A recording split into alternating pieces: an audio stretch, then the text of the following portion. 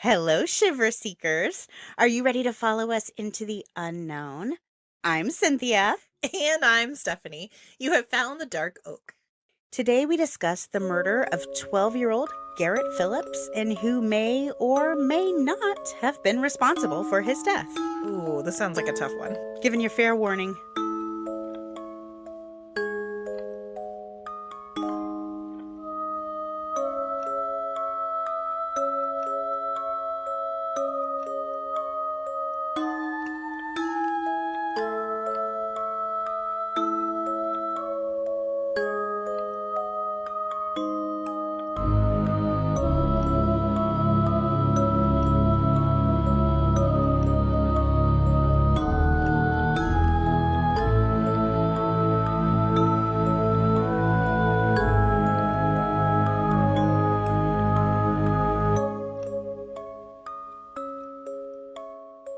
Welcome to the Dark Oak, the mystery podcast with purpose.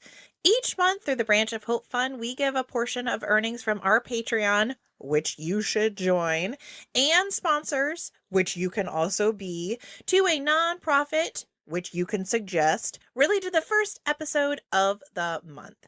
To find out how you can be part of the movement, which I've already given you several suggestions, head over to thedarkoak.com or stay with us until the end of this episode and we will give you all of the details. Hey, Stephanie. Yes, ma'am. You know, we just celebrated something really exciting here at the Dark Oak. Whoop, whoop. You want to tell our listeners all about it? You guys, it's our 1-year anniversary. We did it a whole year, which may not seem like a lot to anyone who doesn't have a podcast, but I will tell you, a first year of a podcast is the real thing.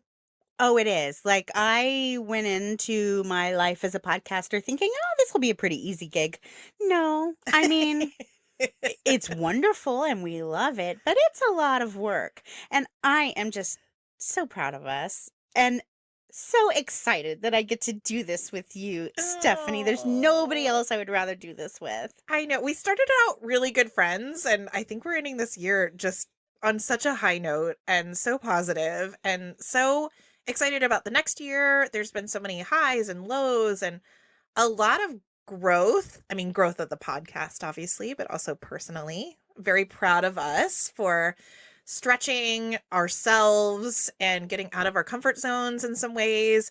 And we've met so many incredible people, not only our listeners, but other podcasters who have been like kind of our little community. Community is the perfect word.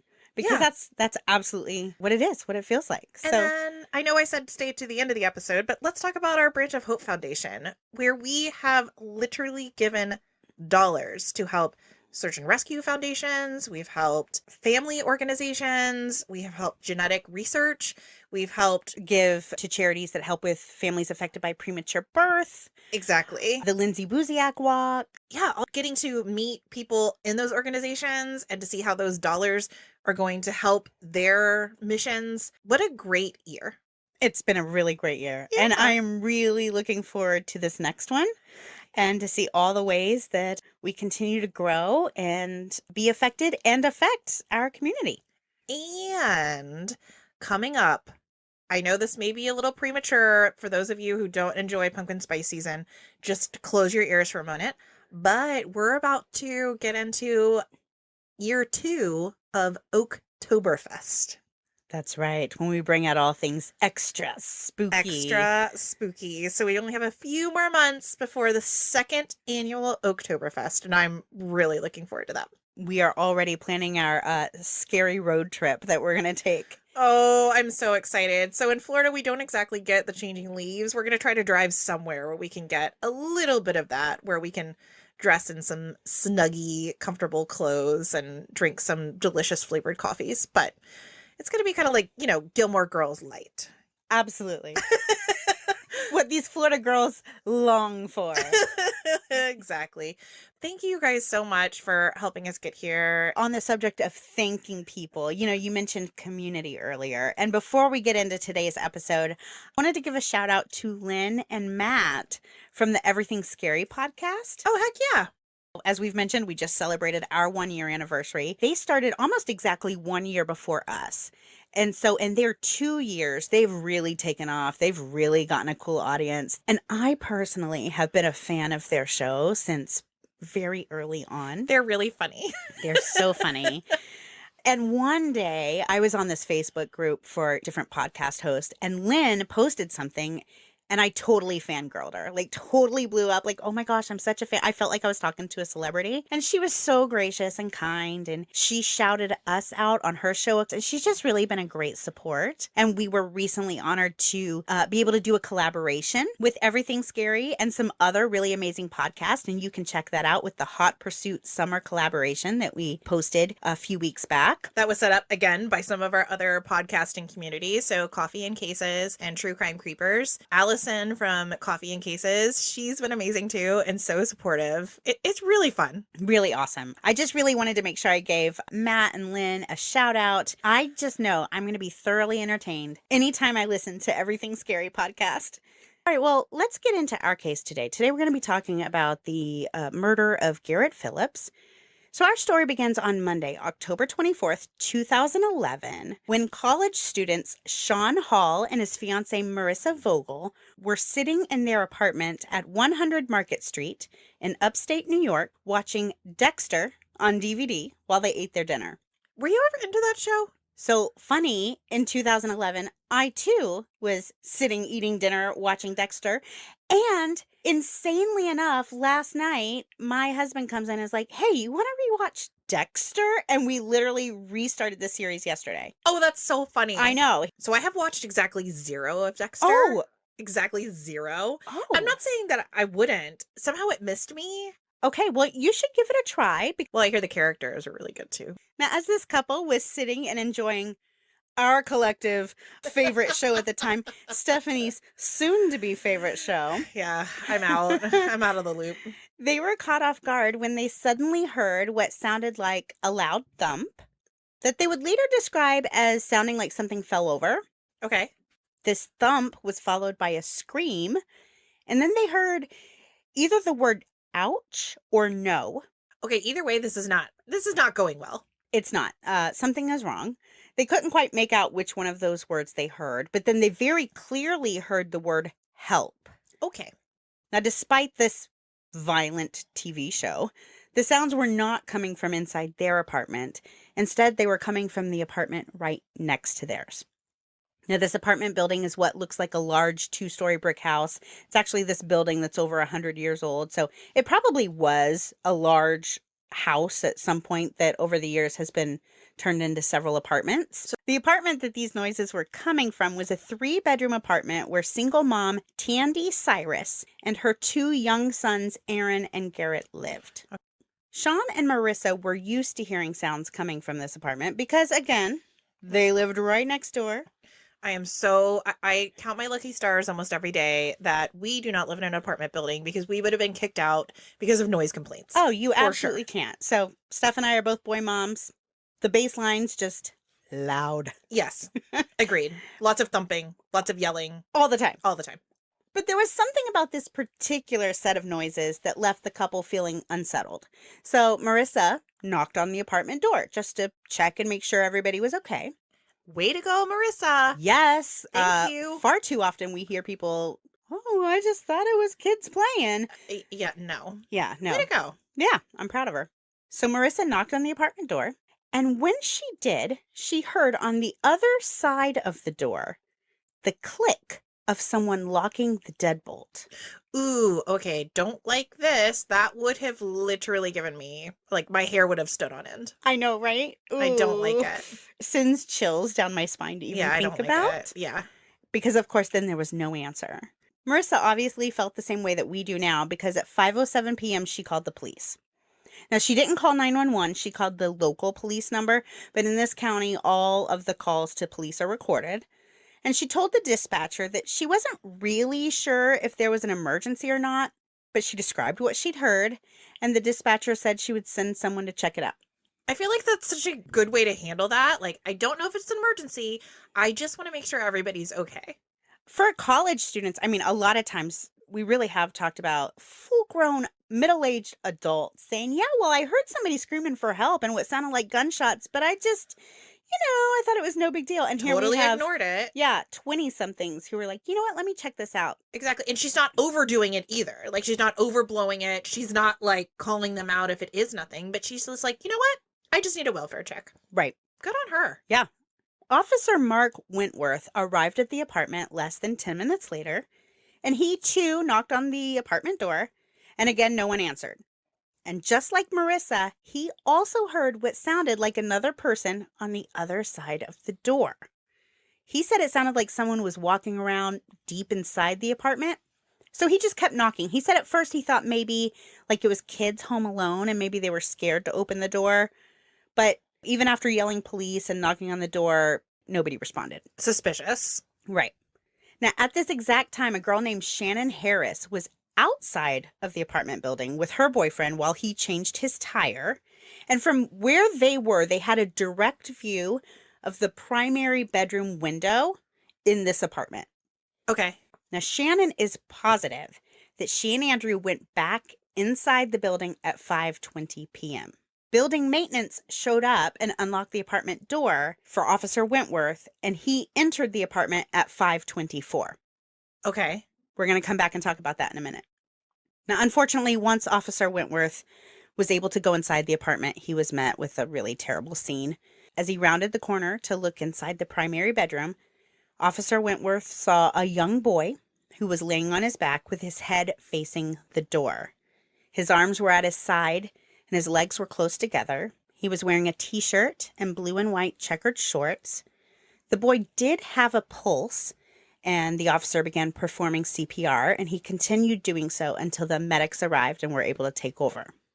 Now, other than the unresponsive little boy on the floor, everything else initially appeared exactly as it should. The room was in order, the bed was made. The little boy was taken to Canton Potsdam Hospital. And he was the only one in the room. He was the only one in the room. And the only one in the apartment. The only one in the apartment.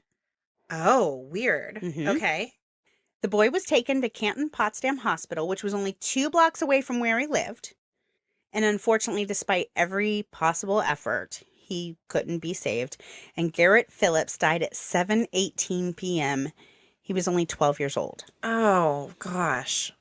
Now, obviously, during all of this chaos, when they walk in and see this little boy obviously injured, unresponsive, alone in an apartment. Yeah, the alone in the apartment is getting me. Right. So police started attempting to locate his parents.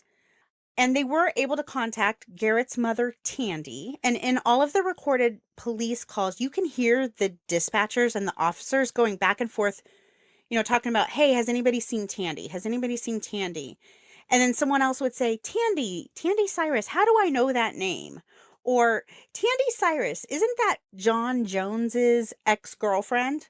Oh, okay. So there's some familiarity. The name is familiar. So let's talk about who is John Jones. John Jones was a local sheriff's officer who Tandy had dated. Now, this is a really small town, so that also helps to explain why everybody kind of knows everybody. Sure. And word travels quickly. And with John Jones being a law enforcement officer, as soon as he heard about Garrett, his ex-girlfriend's son, he joined Tandy at the hospital. They were able to reach her and notify her that she needed to go to the hospital. And he went there to be with her and offer support. Okay. And he stayed by her side. It was kind. Now, he was so kind that he actually went so far as to call his current girlfriend, so not Tandy, and tell her that he was going to be spending the night with Tandy that night, so he wouldn't be coming home. Do with that what you will. I mean, depending on how close they were, like... I don't know. I mean, she just lost her son. Exactly. Like, she just lost her son. I don't know. I'm not going to point suspicion on that. I mean, if he and his current girlfriend had a very secure relationship, I don't know. I'd probably be okay with that. But... Oh, I would too. But, yeah.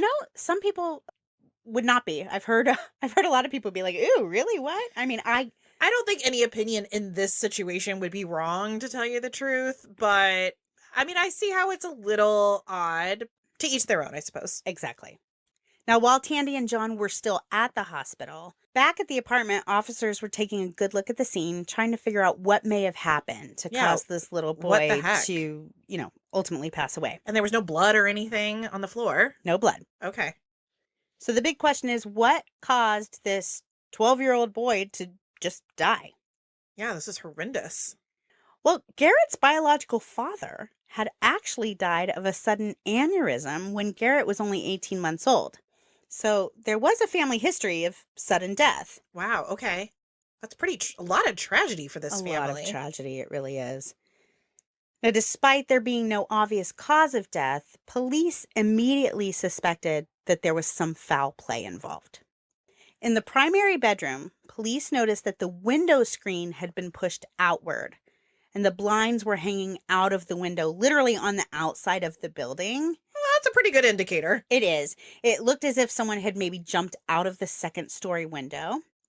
And then outside of this building, there was a shed. So investigators thought that the perpetrator probably had jumped out of the window and tried to jump onto the shed and then jump off the shed in an attempt to flee the apartment, because this, is a good like 15, 20 feet high in the air. So it's not like a little jump. Sure, but based on the fact that the shed's there, it was possible that someone could have escaped that It was way. possible.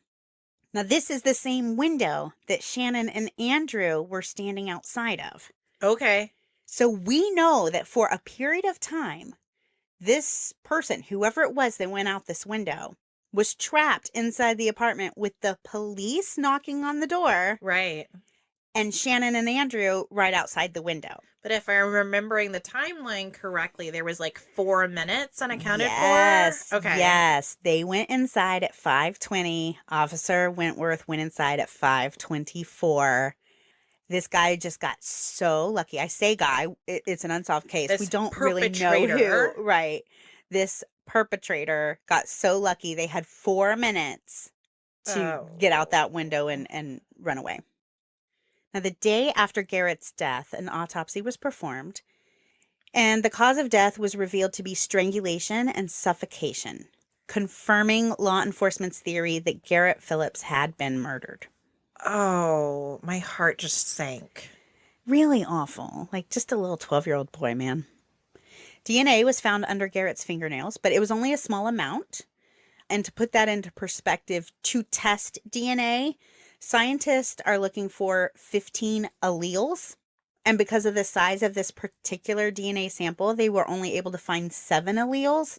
So we're going to put a pin in that and come back to it later. But just know we have some DNA, but we don't have a whole lot of DNA. Okay, got it.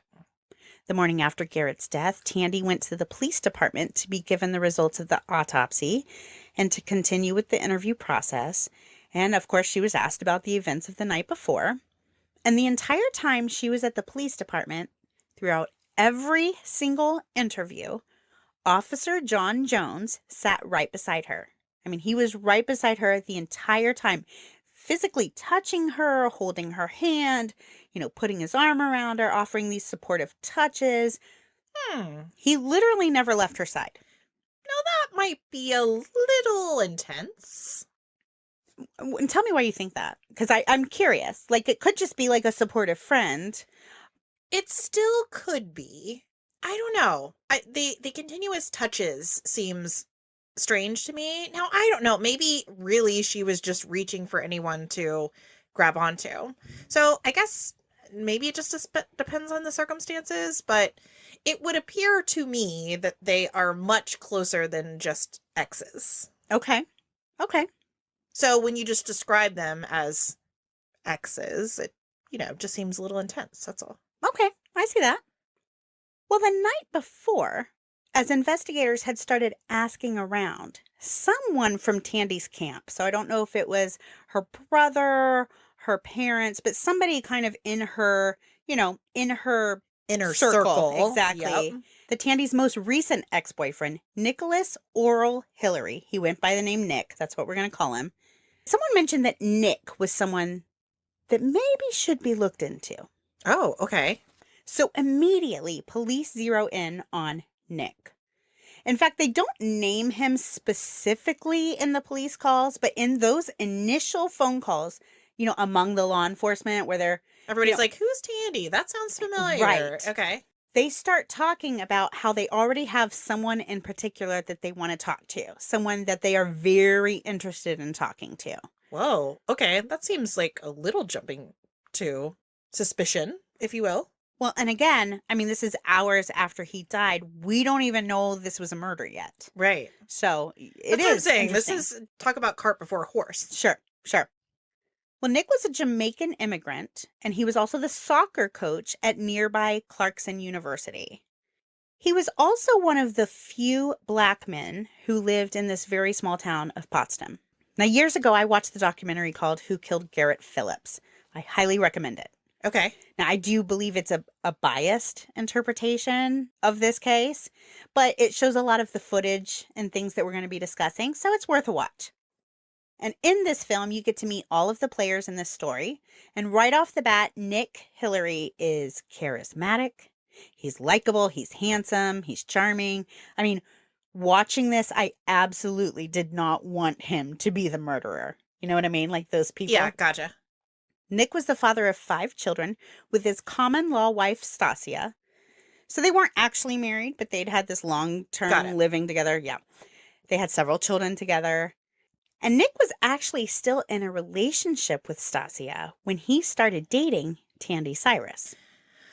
Okay. Well, Nick's not doing himself any favors here. He's not. And Tandy was still in a relationship with John Jones when she started dating Nick. So there might be some people in this town that have some hard feelings. You hit the nail on the head. Okay. Let me tell you a little bit more about those hard feelings. Yes. John Jones actually followed Nick home one day, knocked on his door, and confronted Nick, asking him if he was dating Tandy, because at this time, John was still dating Tandy. As you can imagine, this was a bit of a chaotic scene. Nick said at first he was unsure if John was there in an official capacity, because remember, this is a sheriff's deputy, so that's a little scary to have somebody... Intimidating. Absolutely. At the very least, intimidating. Especially if you're one of the only minorities in the town. Oh, girl. Yes. Right? Yes. Yes. And according to Nick, John threatened to kick in his door if he found out that Nick was sleeping with Tandy. Now, after this altercation with Nick, John then conveniently ran into Stasia.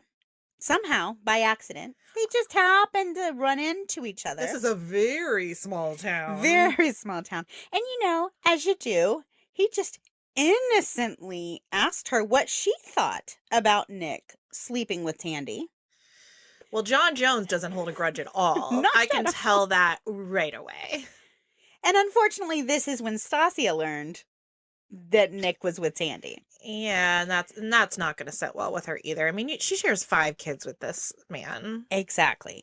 So we can see a little bit how John is not a fan of Nick. We can see the hurt feelings on both sides. Yeah. It doesn't leave Nick or Tandy in a great spot. No. And I if I found out that the father of my 5 children was sleeping around behind my back, I would be upset. Absolutely. And if I were John Jones and found out that my girlfriend was having this other relationship, I would be upset. So I think they're absolutely right to be upset. Yes. Both of their behaviors afterwards are a little questionable, I think. Obviously John's going around trying to cause trouble, Well, I understand why they're upset. I absolutely do. And they have every right to be. But it doesn't sound like maybe he handled it with the greatest amount of maturity. Exactly. I think that's a perfect way to put it. Ultimately, Tandy and John broke up. And after they did, Tandy sued John Jones in small claims court, claiming that he pushed her and he used his profession to harass her and leave her in fear of her safety and the safety of her children. Huh. Okay. Of course, when Stasia learned about Nick's infidelity, that news was not received well, and she actually was arrested for destroying Nick's property in her anger. Okay, so a lot of moving parts here. Yes, a lot of chaos, a lot of hurt feelings. But when all that died down, Nick and Tandy made their relationship official. They moved in together, and they dated for about a year. Okay, so they were committed. They were committed. As you can probably imagine, as we've already discussed, because of all of this drama, there are some people that don't like the fact that Nick and Tandy are dating. This is like, this whole scenario is the definition of messy. It's messy. You messy. It's sticky. Yeah. Yeah.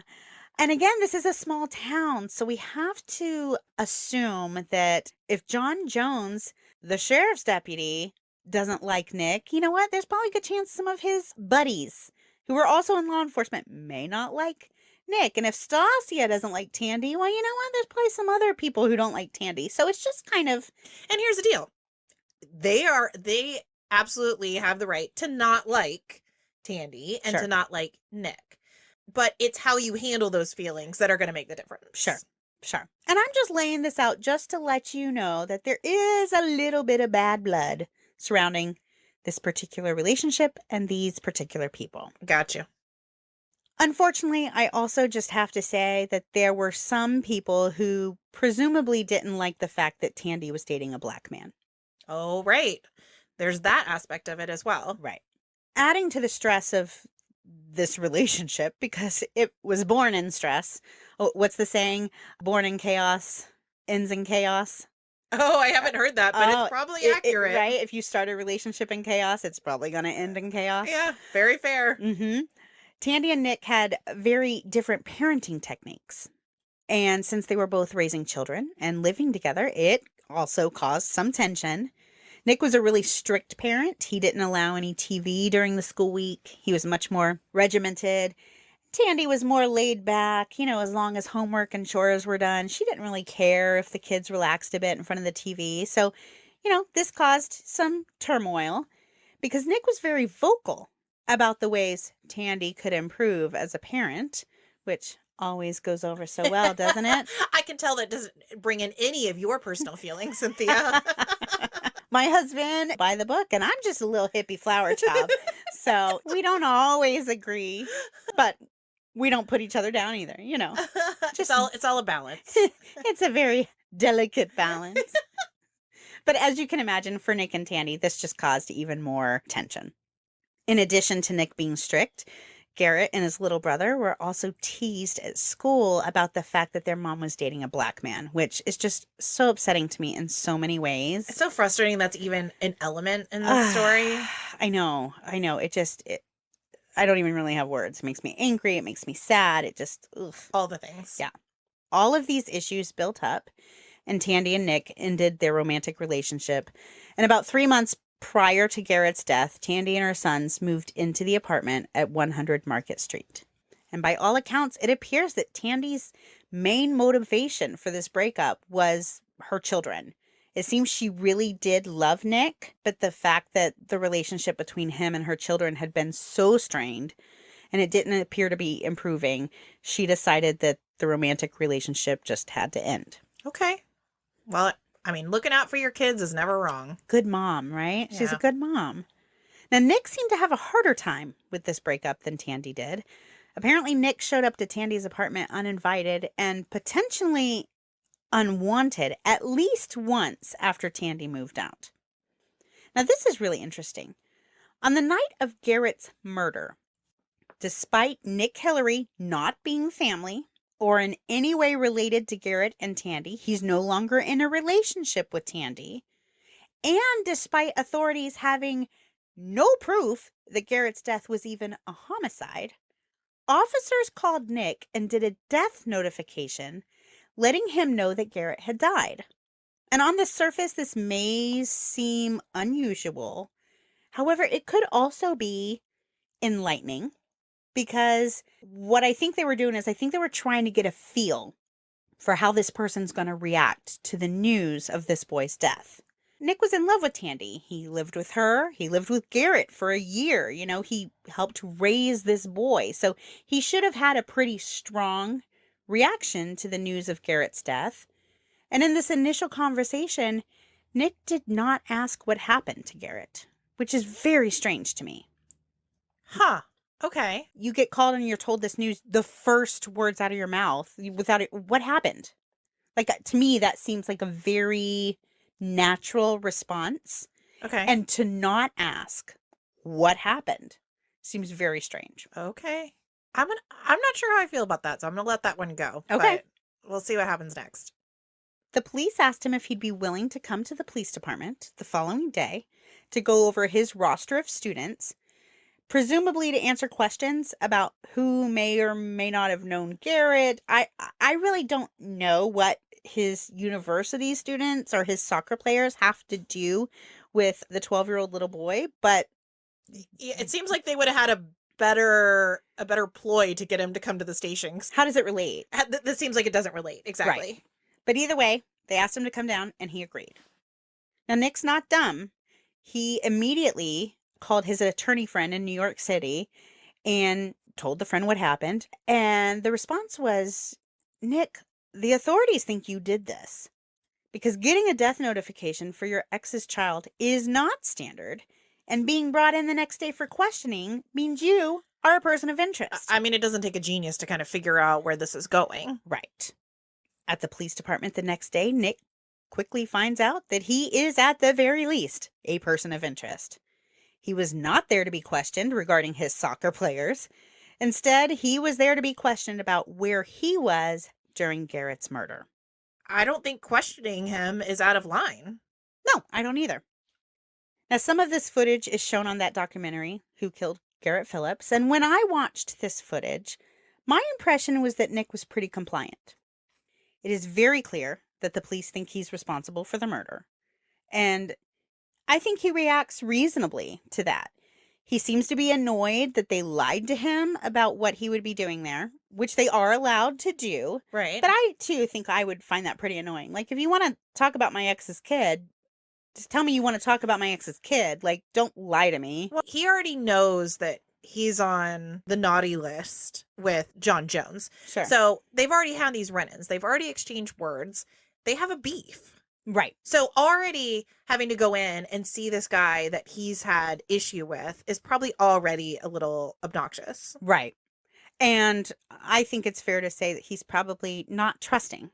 Yeah, probably. Especially since the attorney has already said, hey, they think you had something to do with the murder. Right. Over the course of 8 hours, Nick is interrogated. First, he started off answering their questions and, remaining relatively calm, but they kept accusing him. They kept asking him. So eventually he starts to get a little more frustrated. He began to ask if he could leave, but they would not let him, yet he was not under arrest. Law enforcement ended up confiscating his phone and then refused to let him answer when his attorney friend would call. He wasn't allowed to answer his phone. They're in pretty dangerous territory right now as far as an interrogation goes. I can tell you right now, their entire investigation really is bad. Sounds like it leaves a lot to be desired. It's really bad. Like, I don't know who murdered Garrett Phillips, but I do know that the investigation, you'll see. It's bad.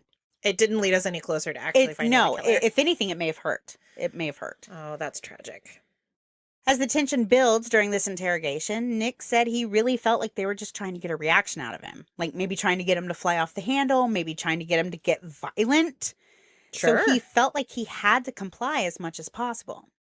The No Big Deal podcast interviewed Tom Mortati, who was the senior litigator for the police department in the case of Oral Nicholas Hillary versus St. Lawrence County. So spoiler alert, Nick ends up suing the county. But according to Tom, during this police interview with Nick, officers asked to get a sample of Nick's DNA, but Nick refused. So in an effort to try to collect DNA without him complying, Nick was offered a water bottle to drink, but he never touched it. Now, Nick was also a smoker, and he was provided with an ashtray and told he was allowed to smoke even though it was a non-smoking building. And he pretty much chain smoked for that, those 8 hours. But when he would finish his cigarette, he would smush it up into a pulp and then put the butt in his pocket to take home with him. Okay, yeah, so he's smart. He's no dummy at all. Nick told authorities that the night before, the evening of Garrett's murder, he'd gone to the high school to watch a soccer game, but that he never ended up getting out of his car due to there being a torrential storm. So after waiting in the parking lot for a few minutes, he said he left and went straight home. He said he got home around 5 p.m., and then he hung out with his 14-year-old daughter for about 15 minutes before leaving to go to a 7 p.m. soccer practice at the university. And Nick's daughter confirmed this alibi. A man named Ian, who worked at the university with Nick, lived in an apartment less than 200 yards from where Garrett lived. Ian told authorities that he was on the phone with a video game company at 5:21 p.m., and that call lasted exactly 2 minutes and 15 seconds. And while he was on the phone, Nick knocked on his door and told him they had a meeting on campus with one of their players, Jacob, who'd recently been injured. Okay, well, this seems like a pretty open and closed case as far as an alibi, right? Well, let's look at those times again. Okay. So it's 200 yards from Garrett's apartment is where Ian lives. 200 yards. So close. Oh. Nick is a runner. He's an athlete. Okay. And this is right around the time. Okay, sorry. For some reason I was thinking he knocked on like across town. Oh, no. No. Oh, okay. Regular practice started at 7 p.m., but this meeting was scheduled for 6. Now, Ian said that Nick left for the campus first. Ian made one more phone call, and then he too headed to the campus for this meeting at 6. The injured player, Jacob, never showed up. And when asked about it later, Jacob said there was never any meeting scheduled, and he's positive of this because he would never skip a meeting or the coach would bench him. Okay, so Nick was definitely in the area. He was definitely in the area. And there's some confusion about the timeline. If you think Nick may have done this, I think what we're implying here is that maybe Ian was like an alibi and the whole meeting was like, a setup. Right. So I stop by my friend's house and say, hey, we have to be here. And it's just an excuse that somebody can say, yeah, I was with him. Now, when Ian was interviewed about Nick's countenance that night, he said that Nick appeared and acted perfectly normal. So to wrap it up in a bow for you, Nick knocking on Ian's door would have been 2 to 3 minutes after the murderer jumped out of Garrett's window. And Ian only lived 200 yards away from Garrett's apartment. So is it possible? I mean, I don't know. Sounds like it's possible. Is it probable? Again, I don't know. Right. But I do think that if Nick had been the person who killed Garrett, jumped out of the apartment, ran 200 yards and knocked on the door, maybe you'd be out of breath. Or maybe if you just strangled a 12-year-old, you might be acting a little weird. And Ian said that Nick's countenance was completely normal. Okay. Now, you will be happy to hear that at least a portion of what Nick did that night was caught on surveillance video. And we've talked about it here before. We really love a good surveillance video here at the Dark Oak. So at the high school, there is one driveway out of the parking lot where Nick would have been to watch the soccer game that he went to. Okay, the one that his daughter confirmed he was at. Now, from this driveway, you can either take a left or a right onto Leroy Street. A left takes you south, and a right takes you north.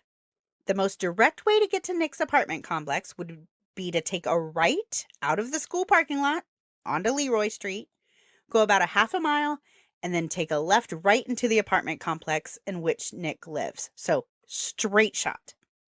Nick told authorities and would later testify that he'd spent the afternoon at his home, and sometime between 4:30 and 4:45, he went to the high school to watch the game.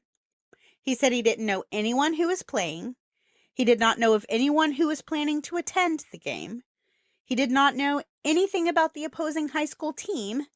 And in case you're a sports person and know where I'm going with all this, the college Nick worked for had never recruited anyone from Potsdam High School before. But despite this, Nick said he went to the high school with the intention to watch the game. Is that weird to you? Maybe.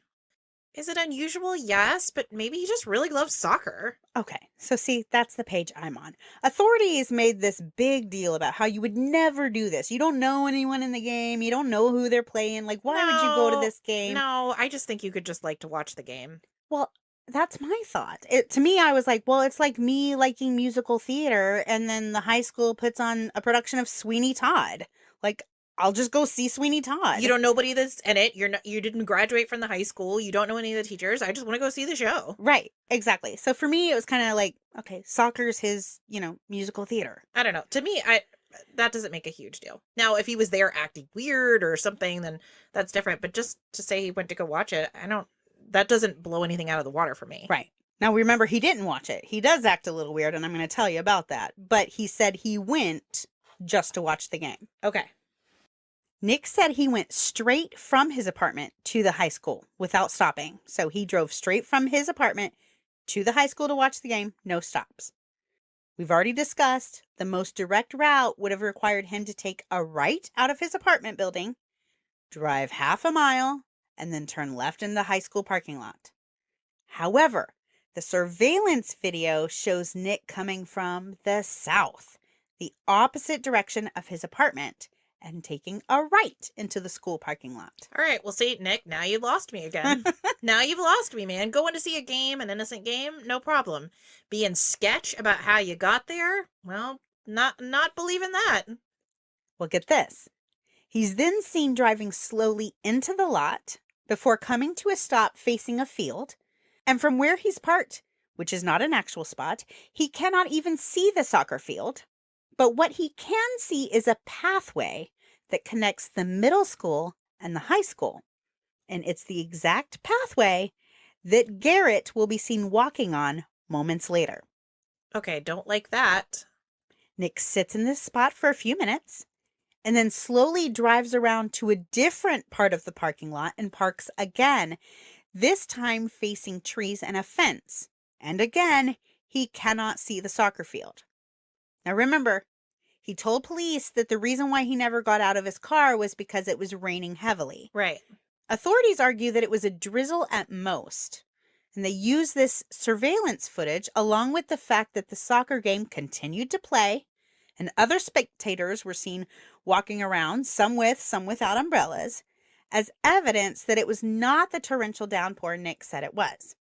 Now, could he have still decided not to get out and watch the game if it was just a drizzle? Sure. But why not just say that? Why say it was pouring if it wasn't? Well, and I don't know. I've seen some soccer games get played in some pretty heavy downpours. So the fact that the game was still going on doesn't really mean much to me. But the fact that there were spectators there that some didn't even have rain gear on, that's an indication to me that it probably wasn't that heavy. Right. Now, eventually, Garrett was seen on surveillance on his ripstick, which is a type of skateboard. To Google that. I didn't know what that was. And as he's riding on the sidewalk along the side of this parking lot, in relation to where Nick is parked, Garrett passes behind him. So he's not directly behind him. There's some parking spaces and blank space in between. But essentially, he's behind Nick's car. So Nick should be able to see him out of his rear view window. Okay. And within about 15 seconds of Garrett passing behind him, the surveillance video shows Nick's brake lights come on. 10 seconds after that, Garrett goes out of view of the surveillance camera after turning left onto Leroy Street. And then we see Nick pull out of his parking spot, drive to the parking lot exit, and then Nick turned left onto Leroy Street, the opposite direction of his own apartment, but the exact direction that Garrett had just headed. Okay, so to me, that's all highly suspicious. Suspicious, yes. I will give you suspicious. Highly suspicious. Especially because Nick told police and later testified that he went straight home after the soccer game. He said he made no stops. Nick also admitted that the fastest and most direct way home would have been to take that right out of the parking lot. Yet, when he was asked which direction he took or which direction he turned onto Leroy Street, he said he could not recall. But sometimes he takes a left to go home for no apparent reason. I don't know, home slice. That's not doing it for me. Oh, now see, this is interesting. Yeah, no. Okay. All right. You would never take a left instead of a right? You would never take the long way home? No. Oh, okay. Well, see, this is so interesting to me because I absolutely would take the long way home if it was a prettier drive. If I didn't want to go home and make dinner and just wanted an extra 5 minutes in my car before I, came home to my screaming kids, I would absolutely take the long way home under so many circumstances. But it's everything leading up to it. It's not just the turn for me. It's the fact that he couldn't see the game. It's the fact that he misreported the weather. It's the fact that he started moving his car right after Garrett had left.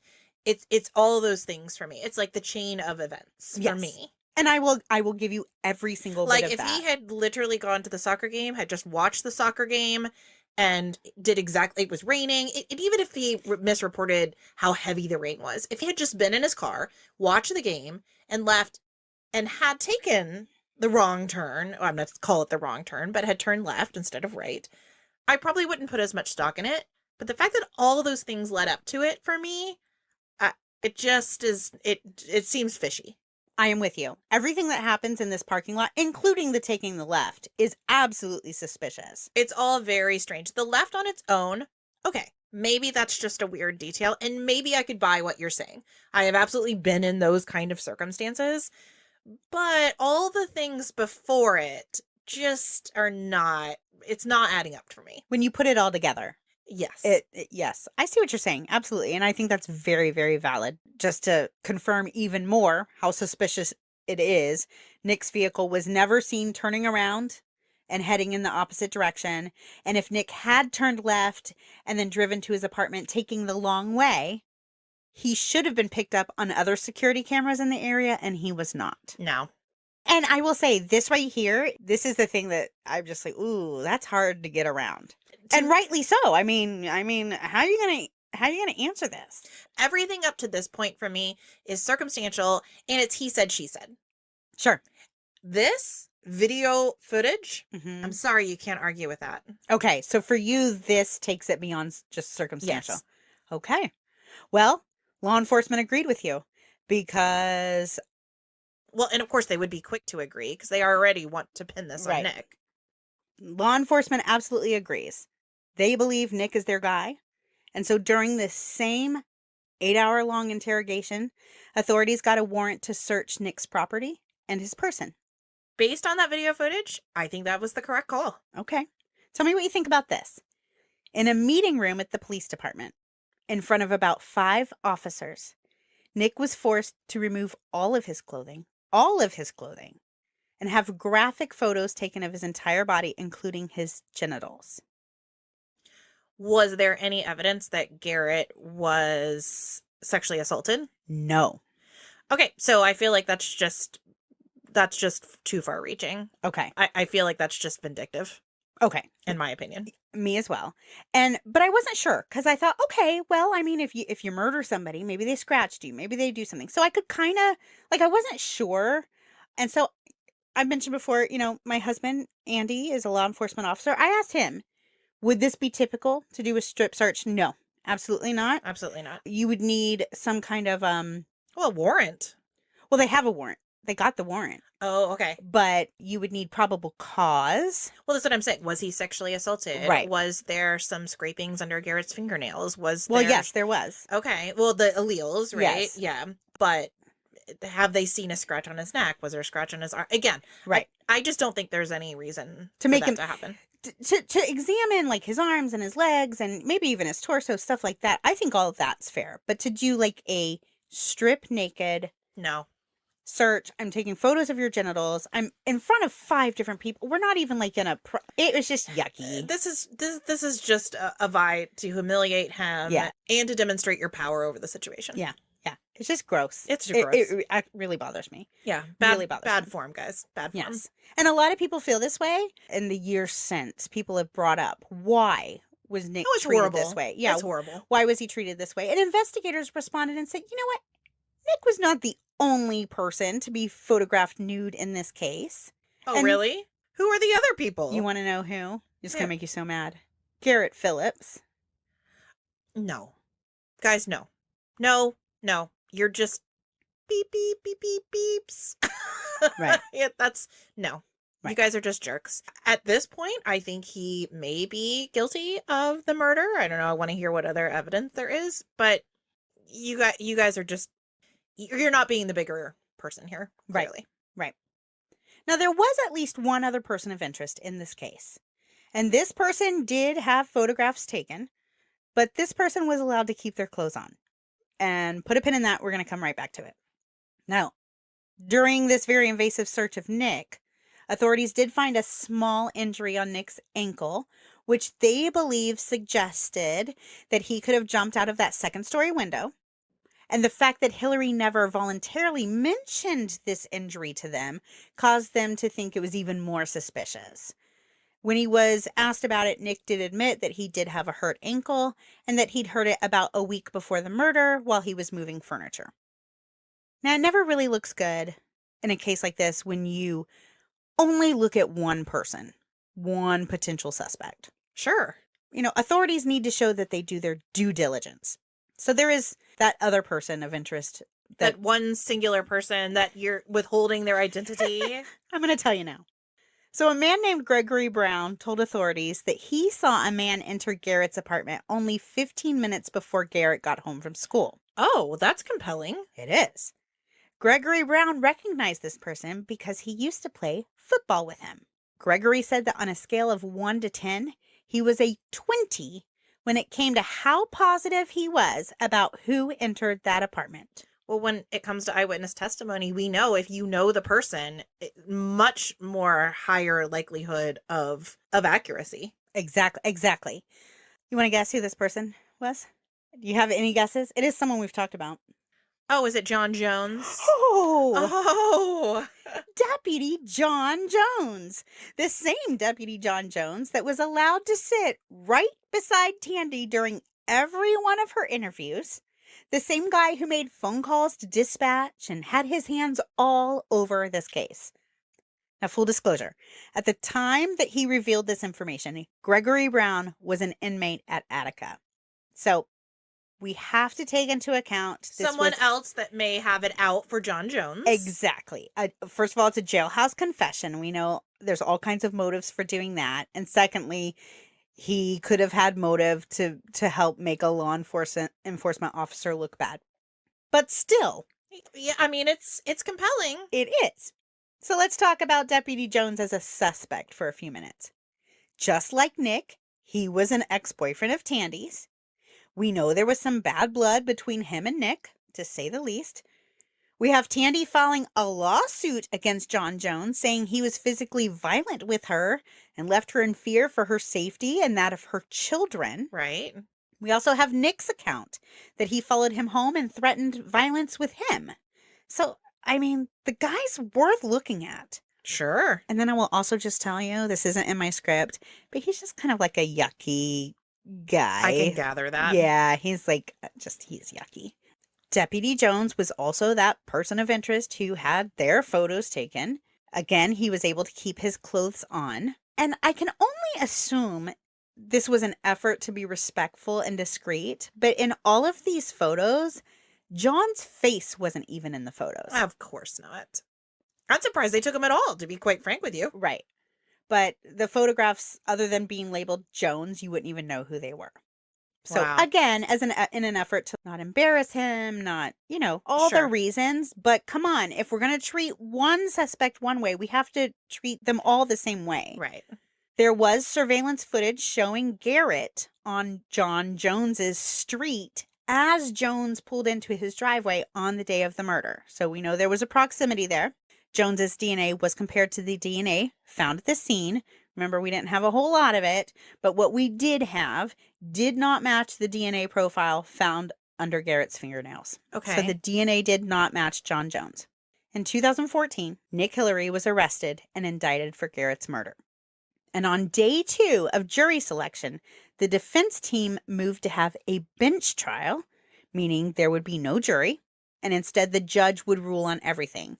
And I really think this was a brilliant move in this case because... based on the jurisdiction, it's probably true. Oh, yeah. And just the messiness. There's too much reputation. There's too much bad blood. There's too much messiness. Again, these messiness, these tentacles of relationships that have just grown all over this town. Typically, in a case like this, you would want a jury trial. Right. But this may be the one situation where you're going to want a bench. Right. Because truthfully, a judge is going to know how to make decisions not based on the emotion. Well, you would hope so. Yes. Correct. It doesn't always happen that way, does it? Right. But they should. Yes. In theory. Correct. By this point, Tandy was completely convinced that Nick murdered Garrett. Well, sure. With John Jones in her ear the whole time, I'm sure that's all she's hearing. Right. I mean, I'm not convinced he wasn't the killer. Right. I do think there is something to be said that when you're having when everybody is telling you, hey, it was this guy, it was this guy, it was this guy, like you start to believe it was that guy. And during Nick's trial, Tandy came forward and claimed that Nick had been the one to force her to file that lawsuit against John Jones. Oh, I wonder if that was true or not. I think there's all kinds of speculation surrounding it. Personally, I do think that she filed the lawsuit because it actually really happened. I kind of wonder if she backtracked because it didn't help the narrative. There's all kinds of reasons. If you were convinced this man murdered your son, you're going to do anything you can to make sure they pay for it. Right.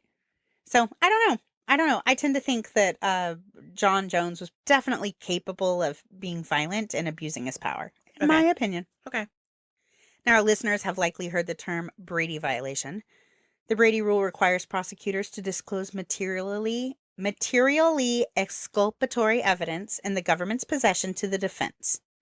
In English, this means if the prosecution finds evidence that would be helpful to the defense, they are required to provide this evidence to the defense. So when the prosecution learned that Gregory Brown said he saw John Jones go into Garrett's apartment right before he was murdered, that information should have been given to the defense team. But they didn't. This is a clear violation of the Brady rule. The prosecution said that the suppression of this information was inexcusable, but they only did it because they had proof that John Jones did not commit the crime. So it didn't even occur to them to hand this information over. No, sorry, try again. Not how it works. The prosecution's proof that John Jones did not murder Garrett was a video of Jones walking his dog during the time that the murder was believed to have taken place. During the trial, the DNA results were presented. Remember, scientists are looking for 15 alleles. Because of the size of the DNA sample, they were originally only able to find 7 alleles. Those 7 alleles matched Nick. Okay. The DNA was tested a second time, and this time they were able to extrapolate 9 alleles, and those 9 alleles matched Nick.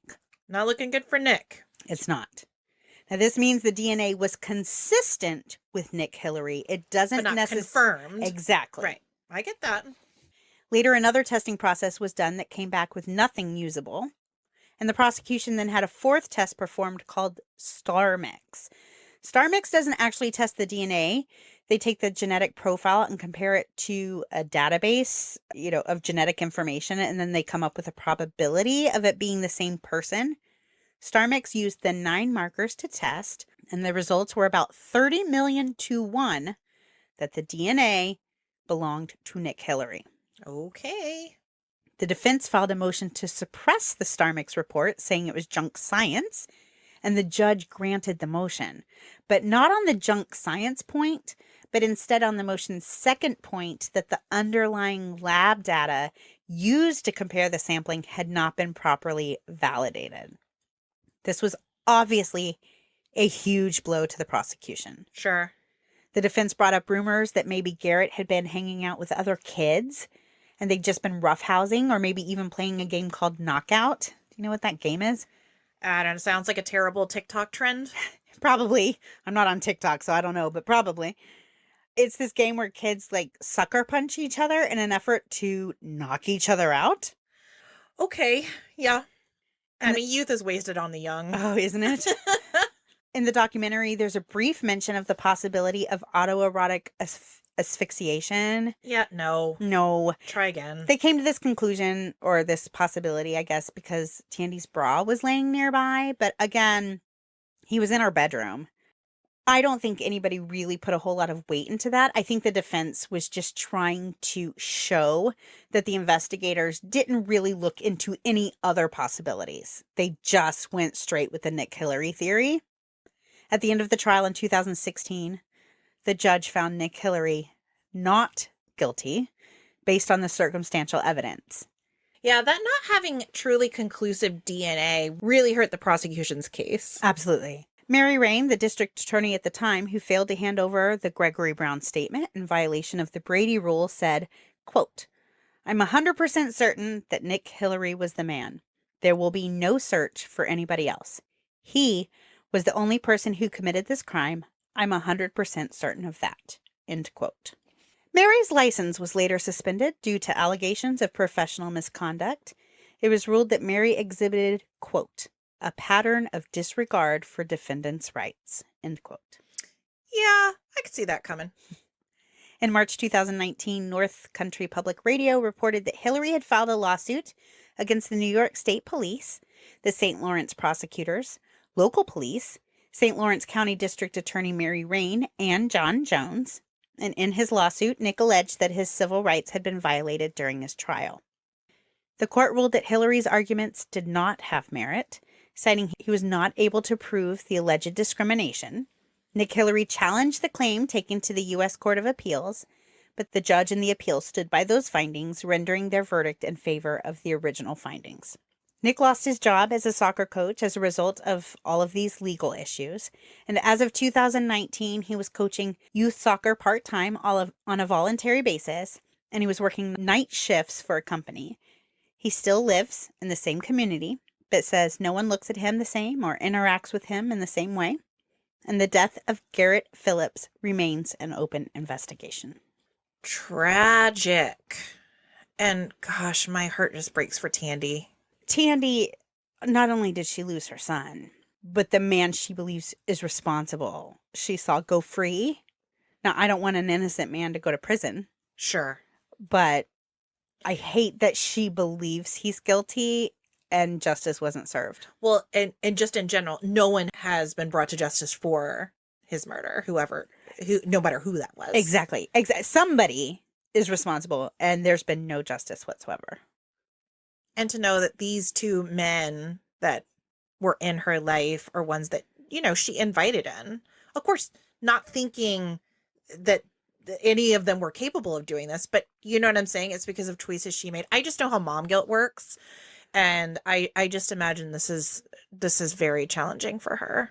Right. My heart really breaks for her and, for the life that Garrett's not going to get to live. And I mean, motive. Like, what's the motive for this? So the motive, the overwhelming idea is retaliation, because Garrett, of the two children, Garrett and Nick had the most tumultuous relationship. More so than his brother Aaron. And so the idea is that Nick blamed Garrett for the ending of the relationship with Tandy. Oh, if that is true, that's really tragic. I gotta tell you, Cynthia, though, that video footage to me, I think they might have caught the right guy.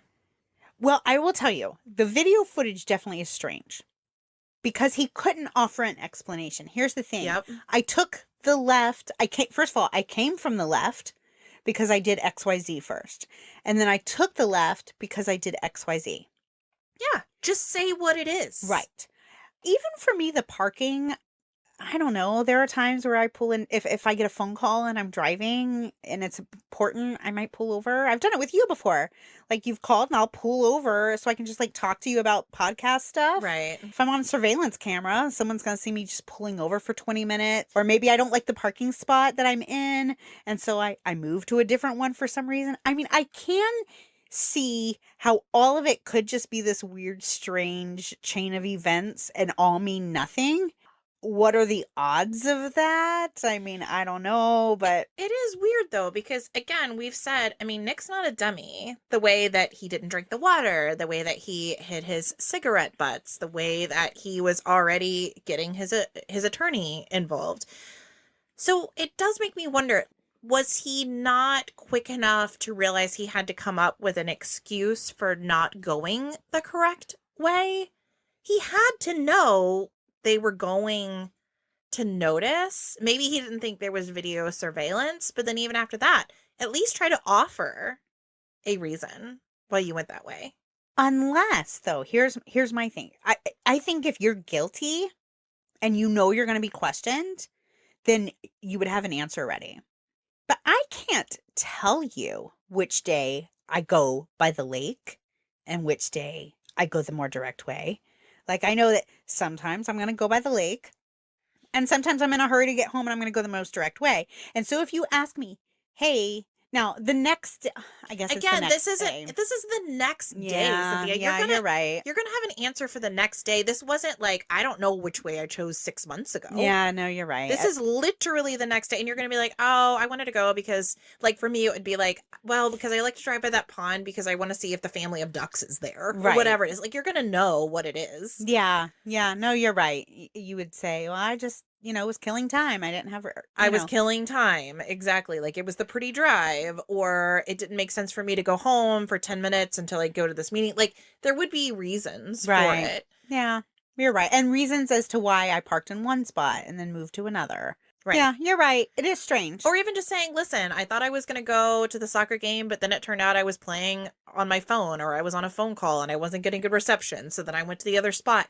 There are ways that he could have explained that, but the fact that he offered zero explanation to me is peculiar, especially because if he was a perpetrator, just come up with any excuse. The fact that he didn't answer at all, I don't know. He's very strange to me. It is strange. Now, do you think it's possible, and I don't know that you and I would really even know, but do you think it's possible that he, maybe because he was so distrusting of the police, maybe was just like, I'm just not going to say anything. I'm not going to tell them I went by so I could see the family of ducks. And I'm not going to tell them, because no matter what I say or do, it's going to be wrong. Sure. I think that's a definite possibility. To me, though, that just makes him seem more suspicious. But yeah, I could see how he would choose that stance. I can see that. Yeah. But then why say anything? Why not just sit there and say nothing? Say nothing. There's a lot of stuff that makes him seem very suspicious. And then the fact that the DNA did not match Jones, but did match him. Well, again, who else would have motive to jump in this window and strangle this little boy with, again, no, he was not, sexually assaulted. There was nothing stolen from the house. Like, why would you do that? True. But at the same time, I've had relationships before that I blamed somebody else for ending, and I didn't kill the person. Well, I'm not saying it's a good excuse. I'm saying, like, there is wow. never a good excuse to unalive a 12-year-old, ever. Yeah. Ever, never. As we know, most crimes against children are done by someone that knows them. Yeah. So the fact that this would be a random stranger, could it happen? Sure. Is it probable or likely? No, it's not. No. And I don't think John Jones did it. No. I think he's a gross jerk, but I don't think he did it. I think that's true. I don't know who else could have done it. I don't know. And I do think it's possible to not like the way Nick was treated by authorities. Yes. And still think he was guilty. Yes. Because I think the way he was treated was disgusting. Like, it makes me almost physically feel sick to think that a human being was treated that way. The two things can both be true. I don't like the way he was treated, and I also think he's guilty. Right. I really don't know. I really don't know about this case. Because everything was so messy, you have to really make sure you're looking at the facts and not something that could be misconstrued or misreported or possibly worked in an angle that makes someone look either guilty or not guilty. Right. Well, and I will tell you, I'm a little swayed by how likable he is. Nick? Uh-huh. Okay. I know you can be a likable, charming person and be a bad guy. I mean, look at Ted Bundy. I mean, I would have been falling all over myself for Ted Bundy.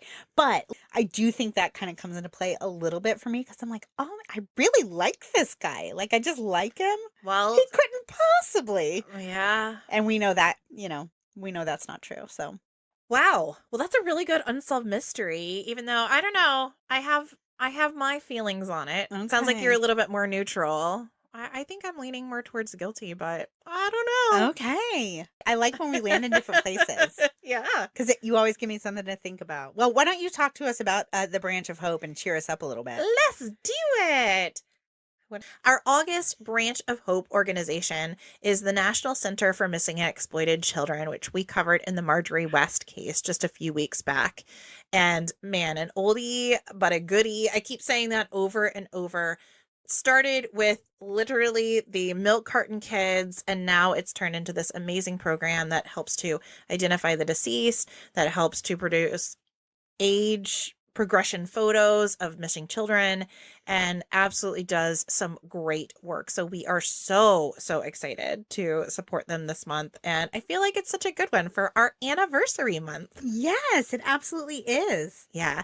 So if you want to donate to that organization, you can join our Patreon, where a portion of your subscription goes directly to that organization. You can donate directly by finding their information on our website. If you know of a nonprofit organization that you think would be a good fit with our Branch of Hope Fund, please let us know that as well. You can reach out to us on email at thedarkoakpodcast@gmail.com, or you could reach us on all the social medias. We are really a podcast just leading through words and actions, and those actions means putting our money where our mouth is. We're not just saying we're part of the community. We are actively being part of that community and helping people where we can. And we love that you are on this ride with us. And guys, make sure you tell people, help celebrate our 1-year anniversary. Share this episode with somebody who might like it. Be sure to join us next week as we bring our new Branch of Hope case for the month of September. It's the case of Ebony Spears, a 30-year-old mom who went missing. We want to bring some closure to her family, specifically her mother, who has been an absolute advocate for her. You don't want to miss that one. Thanks for listening, Shiver Seekers. We love you guys. Bye. Bye-bye.